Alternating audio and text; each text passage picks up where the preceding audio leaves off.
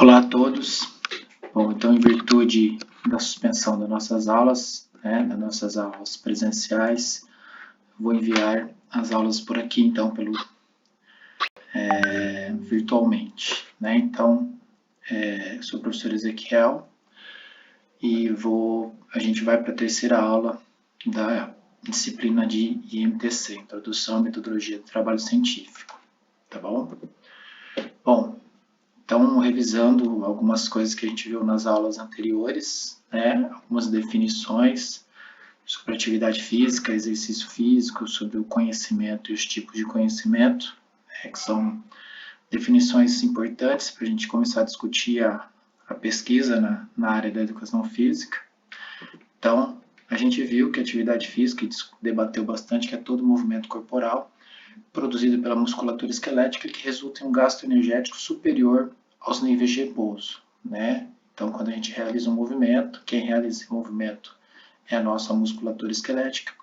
E para isso, para realizar esse movimento, a gente necessita de um gasto energético, que são acima dos níveis de repouso. O exercício físico, ele é uma subcategoria da atividade física, por ter movimento, realizado pela musculatura esquelética e ter gasto de energia acima dos níveis de repouso, mas ele tem algumas características específicas. Então, para ser considerado exercício físico, ele tem que ter planejamento, tem que ter uma estrutura e tem que ter repetição. Por que isso? Porque o exercício físico ele tem que resultar na melhoria de um ou mais componentes da aptidão física, para ser considerado exercício físico. Então, para isso que aconteça, ele tem que ter esse planejamento, essa estrutura e essa repetição. Quem quiser saber mais, um artigo que eu recomendo, apesar de ser um pouco antigo, de 1995, que está na Revista Brasileira de Atividade Física e Saúde, traz todos esses conceitos, que é do professor D'Artagnan e da professora Joana, da UEL, atualmente aposentados pela UEL, meus professores, na minha graduação, e lá traz todos esses conceitos e discute esses conceitos e de onde vieram. Tá bom? Então, é uma ótima fonte de consulta e depois eu vou disponibilizar esse artigo aí para vocês. Bom, a gente falou também das recomendações de atividade física, para considerar a pessoa minimamente ativa, fisicamente ativa, e os critérios para quem não atinge isso aí, que isso é considerado inativo fisicamente. Então, para crianças, o mínimo de 60 minutos por dia, de atividades de intensidade moderada e vigorosa, então não é qualquer tipo de atividade, tem que ser pelo menos uma atividade moderada, Na maioria dos dias atividades aeróbias, mas também pelo menos 3 dias exercício de fortalecimento. São as recomendações da Organização Mundial da Saúde. Adultos e idosos devem acumular no mínimo 150 minutos por semana, seria aquele famoso 30 minutos por dia, de atividades também de intensidade moderada a vigorosa, que sejam contínuas por pelo menos 10 minutos. Podem ser várias vezes ao dia, mas tem que ser pelo menos por 10 minutos. E atividade de fortalecimento pelo menos 2 vezes por semana.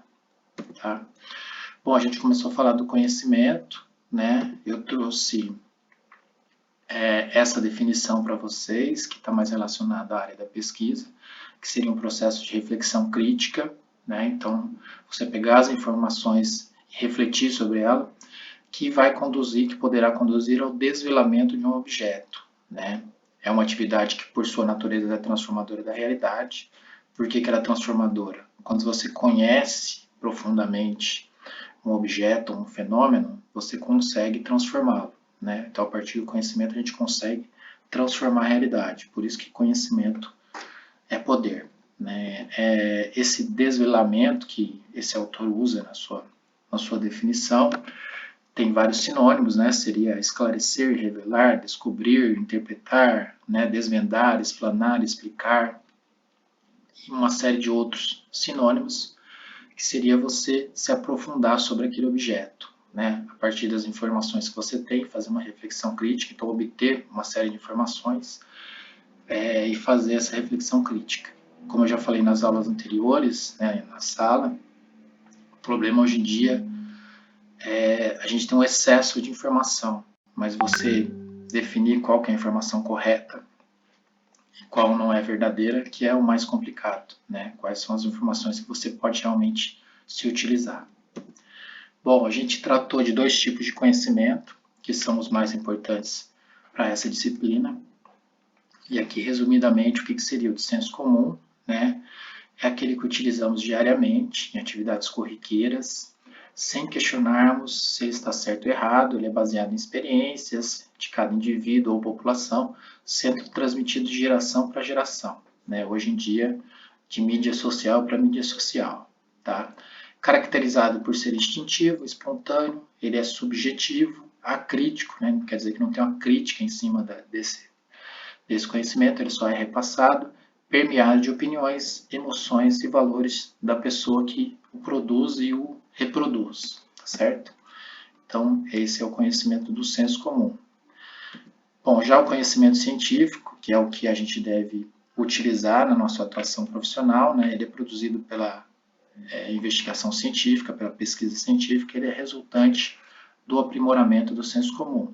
Diferente do senso comum, ele é objetivo, metódico, passível de demonstração e de comprovação. Muitas vezes a gente pega um conhecimento de senso comum e vai testar se essa hipótese que está por trás desse conhecimento, se ela é verdadeira ou não, né? Com esse tipo de conhecimento, então, o homem começou a entender o porquê de vários fenômenos naturais e como a gente pode interferir cada vez mais nos acontecimentos ao nosso redor, né? Assim como falou aqui lá atrás, que o conhecimento é uma forma de transformar a realidade, aqui esse conhecimento científico, principalmente, tem essa capacidade. Bom, o que vem a ser a pesquisa científica, então? Né? Trouxe aqui uma definição. É o produto de uma investigação cujo objetivo é resolver problemas, solucionar dúvidas mediante a utilização de um procedimento científico, tá? Então, eu tenho um problema que eu preciso resolver, né? Tem que ser um problema bem delineado e mediante procedimentos científicos, métodos que têm uma estrutura, uma sistematização, né? Eu resolvo, ou pelo menos tento resolver esse problema, trazer uma resposta para esse problema. Simplificando, resumindo, seria organizar sistematicamente ações, né, e procedimentos para obter um determinado conhecimento, né? Então, a resolução desse problema vai gerar um conhecimento específico. Bom, mas na prática, o que isso quer dizer, né? Para onde que vai esse conhecimento científico produzido, tá? Então, não é, hoje em dia a gente tem vários canais de comunicação, mas basicamente ele vai para as revistas científicas, né? Eu trouxe aqui algumas revistas específicas da nossa área, da área da educação física, né? Revistas nacionais produzidas no Brasil, a maioria delas vinculadas a universidades, né? E a programas de pós-graduação. Então, no Brasil, a produção científica ainda é muito vinculada aos programas de mestrado e doutorado, de pós-graduação estrito sensu, né? Então, Revista Brasileira de Educação Física e Esporte da USP, Revista Movimento da Universidade Federal do Rio Grande do Sul, Ciência e Movimento da, se eu não estou enganado, Católica de Brasília, Revista Cineantropometria e Desempenho Humano, Universidade Federal de Santa Catarina, Revista Brasileira de Atividade Física e Saúde, da Sociedade Brasileira de Atividade Física e Saúde, Revista Motriz de Ribeirão Claro, Revista de Educação Física da UEM, né?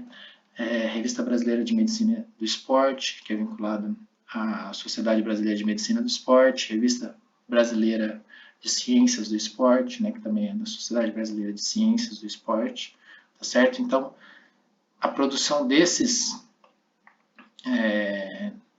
dessa pesquisa científica, geralmente, ela é publicada, né, e para isso ela tem que ser submetida a um corpo editorial e a revisores, né? Então eu produzo o meu artigo e não saio publicando, então eu envio para essa revista, tem um corpo editorial, tem os revisores especialistas da área que vão revisar esse artigo e vão dizer se eu preciso corrigi-lo, se ele tem mérito ou não para ser publicado, né? Se ele está dentro das normas da revista, está dentro do objetivo da revista, dos temas abordados nessa revista, tá certo?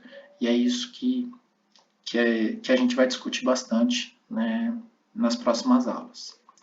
Bom, Além das revistas nacionais, a gente tem uma série de revistas internacionais, até no número maior, né? Hoje em dia a gente tem muitas revistas internacionais, só da área de educação física, tá?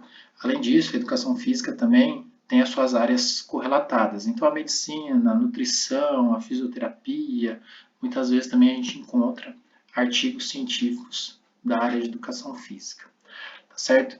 Então, no próximo vídeo agora eu vou discutir qual que é a estrutura de um artigo, pelo menos começar a mostrar para vocês como que é essa estrutura de um artigo, tá bom? Obrigado e até mais.